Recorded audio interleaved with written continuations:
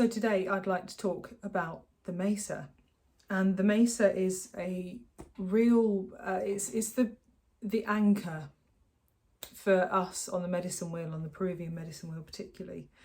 When I speak about the mesa, I speak about this. So this is my mesa, this is the mesa that I've built over many, many years. It holds all my medicine, my personal gifts. So each and every one of us who holds a mesa puts out our own unique thread to the textiles, and that brings me on quite nicely to the actual textiles. So as you've noticed, I'm quite into the textiles. This is my thing. This is my mesa cloth, my Mestana. So these, when it's unfolded, it's a lot bigger, but these were traditionally used as receiving blankets for babies. So in Peru, the woman would, she'd know that she was expecting a baby, she would go and sit in stillness, and she would dream the pattern into being, the pattern that would best hold that child through their life. And that cloth would be their receiving blanket, so the woman would then set about weaving. There's a lot of energetics around these cloths. They're all incredibly individual, even if they hold the same patterns. The patterns all mean something individual, which I'll go into in other videos. I'm going to do some shorter videos, but I wanted to talk about this cloth at the back here, which isn't mine. I have it in here today. This is not mine. I thought it was for a while, but actually it transpires that it was for someone else. I bought it years ago, not knowing why. I knew I needed to have it. Never felt called to work with it, but just like to have it around. And as you can see, it's got lots of lovely earthy colours. It's got this is a traditional pattern called the chuncho, which I'll do another video on later. So we have a little boy. He's about to turn 1. His name's Finn.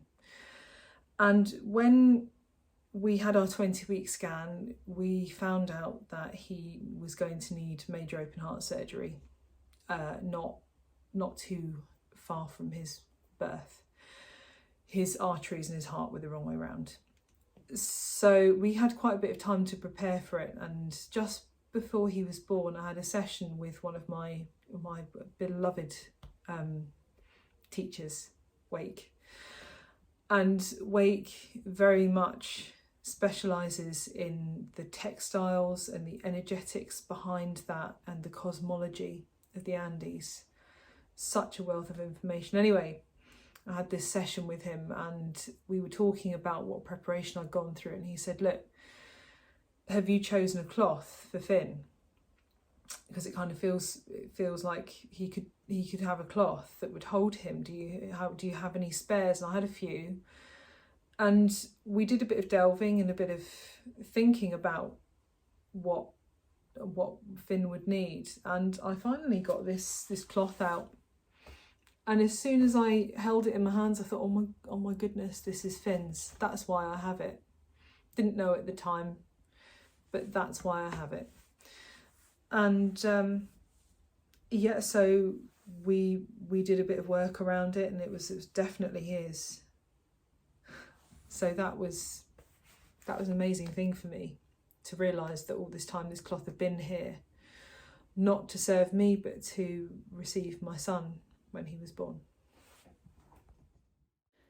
It wasn't until I'd made that conscious decision to gift that cloth to the person who it truly aligned to that I was able to see all of its true beauty in its alignment with its guardian, the person who was meant to have it.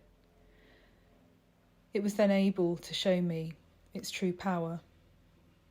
Until then, it had been a beautiful cloth with earthy colours. And now, the icy blues, the purples, the deep reds, the oranges, It is a true dance of pattern and energy that I can see.